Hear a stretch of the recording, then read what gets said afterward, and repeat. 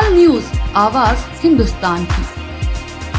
प्रधानमंत्री नरेंद्र मोदी ने रविवार को शपथ ग्रहण करने के बाद लगातार तीसरी बार देश की कमान अपने हाथों में ले ली है। केंद्र सरकार में एनडीए की वापसी के बाद नरेंद्र मोदी ने एक बार फिर प्रधानमंत्री का पद संभाला है। सोमवार को पीएम मोदी ने सबसे पहले प्रधानमंत्री कार्यालय ऑफिस पीएमओ के अधिकारियों को संबोधित किया। पीएम मोदी ने कहा, 10 साल पहले हमारे देश में छवि यह थी कि पीएमओ एक शक्ति केंद्र है, एक बहुत बड़ा पावर सेंटर है और मैं सत्ता हासिल करने के बारे में नहीं सोचता। मेरे लिए सत्ता ना तो मेरी इच्छा है और ना ही मेरा रास्ता है कि 2014 के बाद से हमने जो कदम उठाए हैं, हमने इसे एक उत्प्रेरक के रूप में विकसित करने का प्रयास किया है। मेरा शुरू से प्रयास रहा है कि पीएमओ सेवा का अधिष्ठान और पीपल्स पीएमओ बने और यह मोदी का पीएमओ नहीं हो सकता। मेरे अंदर आज भी जिंदा है एक छात्र। अपने संबोधन में पीएम मोदी ने आगे कहा, ये चुनाव आपके 10 साल के हर सरकारी कर्मचारियों के पुरुषार्थ को मोहर लगाते हैं। इस विजय के बड़े हकदार आप लोग हैं। इस विजय के बड़े हकदार भारत सरकार के हर कर्मचारी है जिन्होंने एक विजन के लिए खुद को समर्पित कर दिया है। एक सफल व्यक्ति वही है जिसके अंदर का विद्यार्थी कभी नहीं मरता। इस चुनाव में कई लोगों ने मुझसे ये सवाल पूछा है और पिछले 30 वर्षों से मुझसे पूछा जाता है कि मुझे इतनी ऊर्जा कहां से मिलती है।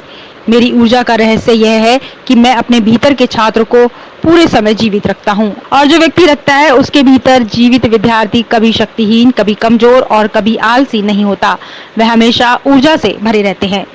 साथियों, जब हम काम करते हैं तब 3 चीजें बहुत अनिवार्य होती है और अगर 3 चीजें हमारे पास उपलब्ध हो तो मैं नहीं मानता हूं कि विफलता दूर दूर तक भी नजर आएगी।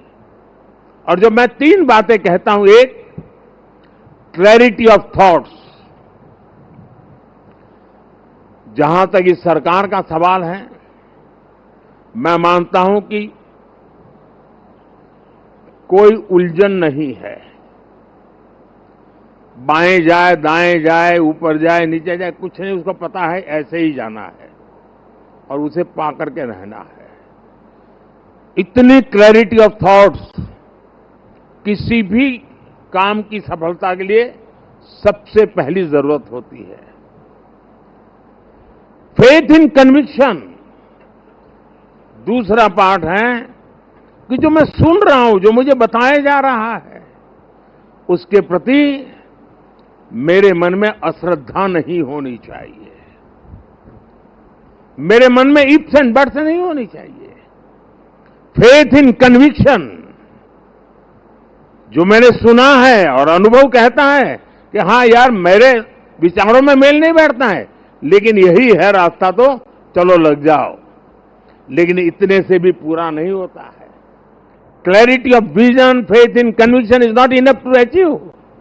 और इसके लिए चलता है कैरेक्टर टू एक्ट। मुझे अपने व्यक्तित्व को उस प्रकार से गढ़ना पड़ता है, मेरे समय का सर्वाधिक उपयोग उस काम के लिए लगाने का मुझे प्रायोरिटी तय करनी होती है, खुद को खपाना पड़ता है। मेरा शरीर, मेरा मन, बुद्धि, सब कुछ मेरा कैरेक्टर टू एक्ट, उस काम को पूर्ण करने वाले कैरेक्टर के रूप में अगर निकलता है तो मैं परिणामों को प्राप्त कर। मेरी टीम के पास ये सब कुछ संभव है दोस्तों।